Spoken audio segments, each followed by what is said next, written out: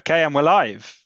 So, another episode of Cyber Bytes, the podcast. Today, I'm joined by Ben Colman, who is the co-founder and CEO of Reality Defender.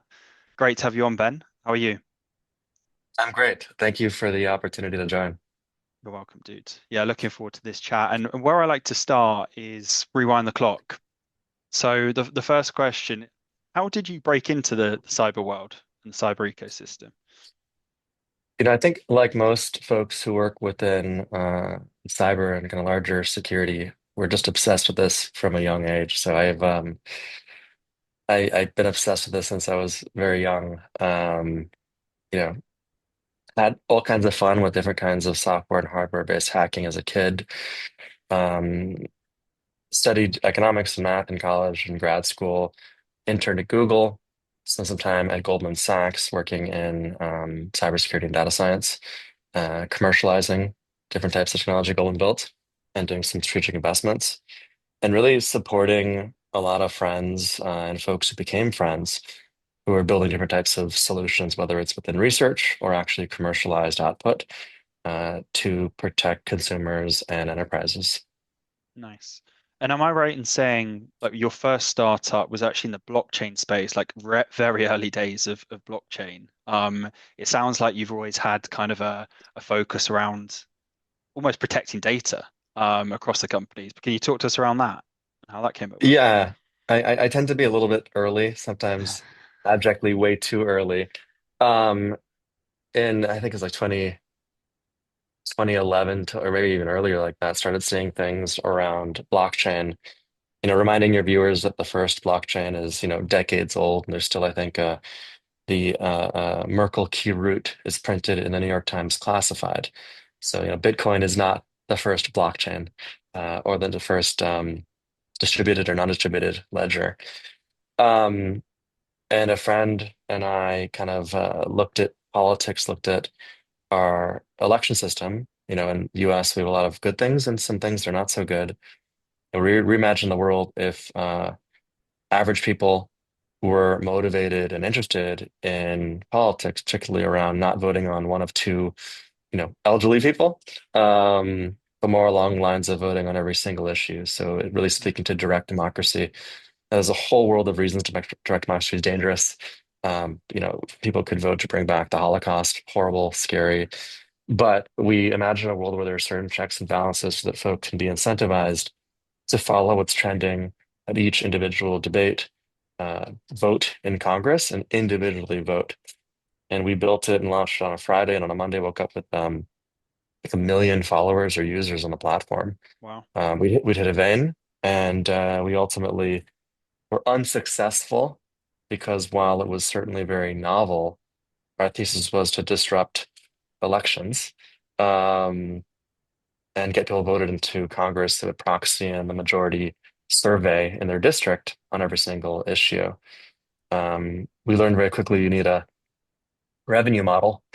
And what we probably should have done was turn it into a blockchain-based survey monkey, but we were a bit overly idealistic at the time. Mm, The good news is that took me on an interesting path into Goldman Sachs, where I was recruited to focus on a few areas across cybersecurity, distributed ledger tech. We couldn't call it blockchain at the time, and a few tangential areas, all built on a foundation of cybersecurity. And I think to your point, everything that I've done in my startups has been around either identification, protection, or detonation of corporate data or personal data. So at a company that let you securely protect and authenticate your voting record, your surveys, your polling. At another company that allowed companies to remotely track and detonate files if they went to the wrong person or you lose your laptop, email Russia, or former employee retains personal data, corporate data for a company. And think of it as a bit of a wrapper that sits on top of your Microsoft Word or Excel. It looks like a normal file, but if you're not allowed to open it, it just won't open. mm, And then with Reality Defender, which for the moment is focusing on supporting large enterprises and government users, but ultimately in its end state, should be very similar to antivirus software that should run real time, all the time, everywhere, and only be visible when it flags something. Very similar to when you're email, your Gmail, or your Outlook flags a PowerPoint presentation that has ransomware in Mm. it. Yeah. And it sounds like you must have been surrounded, like you mentioned Goldman Sachs and the startups you've run, by some incredible people in those organizations. What are some of the learnings that you've taken from the earlier days and brought into Reality Defender? Yeah, I mean, I at Goldman Sachs, I sat at a very small desk outside the office of then CISO Phil Venables, who is now CISO of Google Cloud, and he is the one of the most brilliant, but also one of the most commercial-minded cybersecurity subject matter experts I've ever met. It's not just good enough for something to potentially protect people. It has to be usable in a way that they understand how to actually leverage it to protect themselves.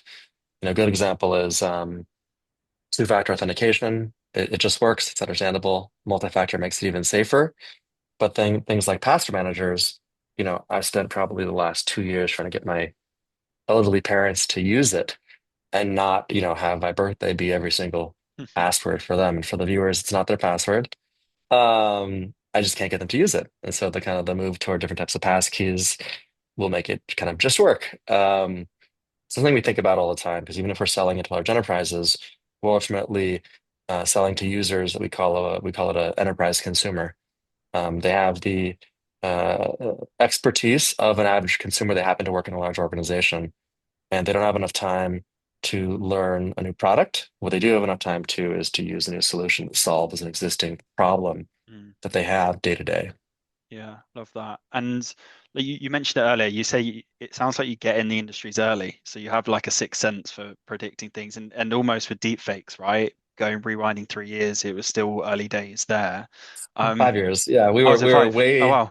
yeah, we were way too early, but it also gave us a head start. We about 5 years ago we started meeting investors, and what we had was a effectively a nonprofit science project with some support from some grants and incubators and Microsoft, and we couldn't raise any money.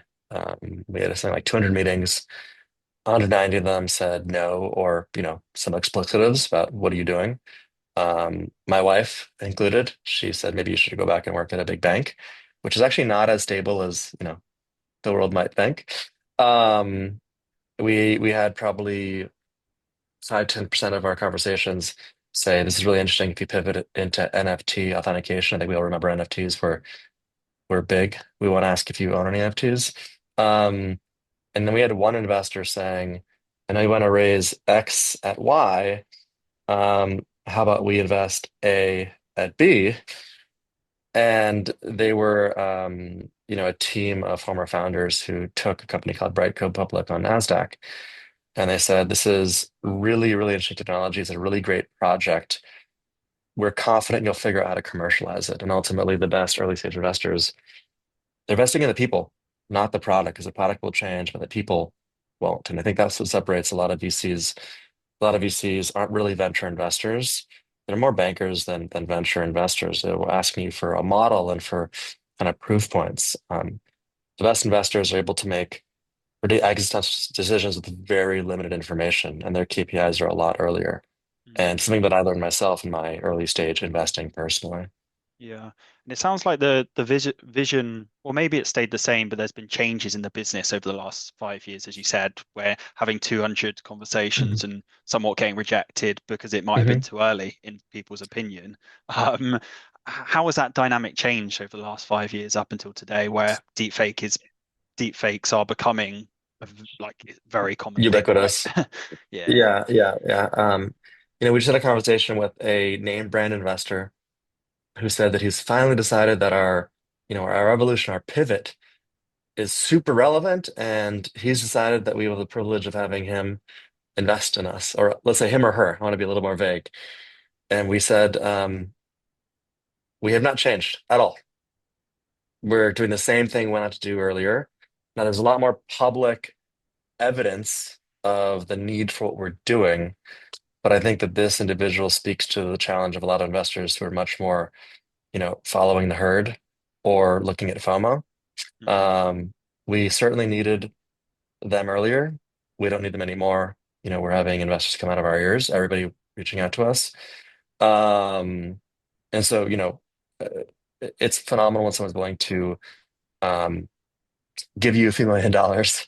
Um, but what's even better is when they're able to bring a lot more than just their money. Mm, We've also found that a lot of our smallest investors provide them the disproportionate amount of value add. So our smallest early stage investors, um, they're still in industry. They're still living the life, and they're identifying interesting opportunities and touch points and leveraging relationship capital mm, that some larger investors are unable to do.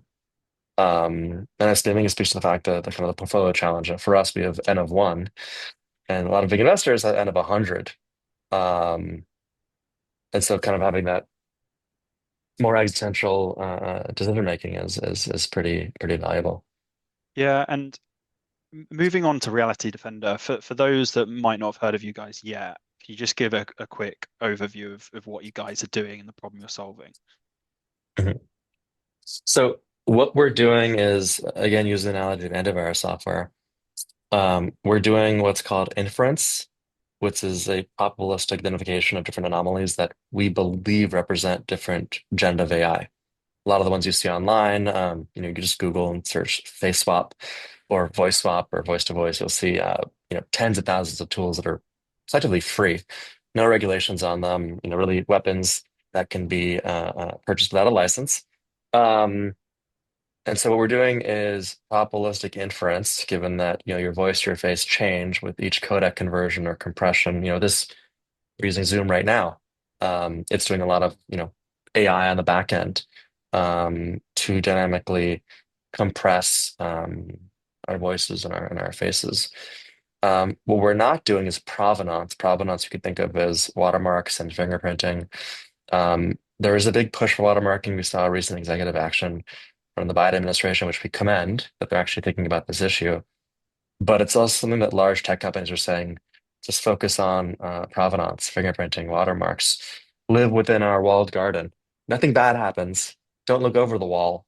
And what we say to that is that over the wall is where all the bad actors are, state level hackers, different types of bad people. And they'll do one of two things. Either one, they'll fake the watermark, as we saw recently with some deep fakes, whether they're geopolitical or causing different types of defamation. They'll just upload a deep fake into Adobe, add a watermark onto it. No one really understands what the watermark means. It's just authenticating the file at that time, not the original source of it. Um, or bad actors just ignore it completely. No watermark, and they'll spread it on, Telegram or WhatsApp. It'll go viral. It'll be like the picture of the explosion at the Pentagon, led to $100 billion flash crash in the market. No Mm, watermark. It's still propagated. And things like community notes on social media, again, are not helpful. Sometimes worse than doing nothing because they're giving folks like my parents a false sense of security. Oh well, mm, this social media platform confirmed it's real, and I said, mom, dad, that doesn't mean anything. mm, And so what we believe is that no matter what quality the media changes to, we can still provide a probabilistic confidence interval on how real or fake it is. mm, Now, it is a cat and mouse game. It's whack-a-mole, as they say in the US, but we'd argue that's much more a feature than a bug. It's also true of all of cybersecurity. And so as we stay on the forefront of building in-house models to detect realness, but also fakeness, mm, we're working to always be one step ahead of the adversaries. And it's why, you know, I'd say the majority of tier one banks are either mm, using our solution or piloting our solution. mm, And banking is where we started. It's what I know best. And then moving towards similar roles within other large enterprises and government users, particularly around deepfake detection for real-time phone calls, call centers, but also things like video conferencing, Zoom, WebEx, Teams, and beyond. yeah, that's yeah, super interesting. And there's two over the last year or so, you've had a couple of or probably many milestones, but two that I've got down is Innovation Sandbox winners, which is awesome. So congrats to you and your team. And Thank you. recently took a Series A, right? Raise recently. So yeah, can you talk to us about like Sandbox first of all? Um, I can imagine that put you on the map more than you already were. Was there any like learnings around that? How was that whole kind of process with innovation? Yeah, yeah. The RSA conference is legendary. And it's really built off this Innovation Sandbox competition, which, just to be nominated is an incredible honor. I have to say when we were nominated, it was one like incredible. We're like, wow, we were nominated. We had no expectation of winning. When we looked at other companies, they were all pure play cybersecurity companies. Some more iterative approaches and others kind of pure play, but still being innovative.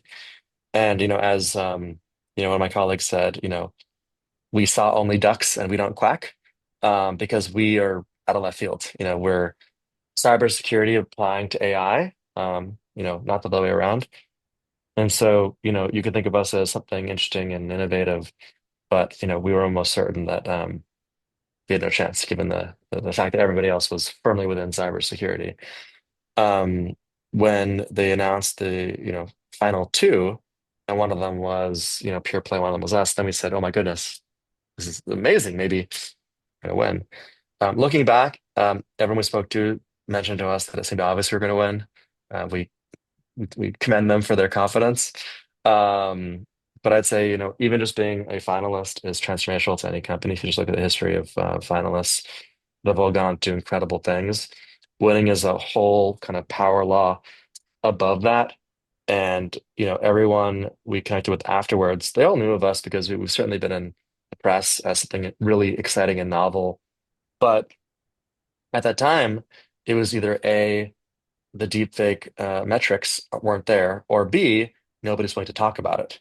Mm, What we're able to prove is that it was firmly the latter. Nobody's willing to talk about it because that day after we won, we got a ping from a Fortune 10 company that we've been speaking to every 3 months, give an update, present to them, show them how easy it is to deepfake, show some stats, obviously only ones we're able to share. And their leadership said, can we meet you tomorrow morning as early as possible, in a bar or restaurant that's still closed, um, which to us meant, wow, we have a breach. And what they told us was that they were not aware previously of a breach, but when we'd won, the news of that jostled their leadership, perhaps their board, and they had discovered a pressing issue that was ongoing around deepfake impersonation of their leadership, leading to potential financial defrauding.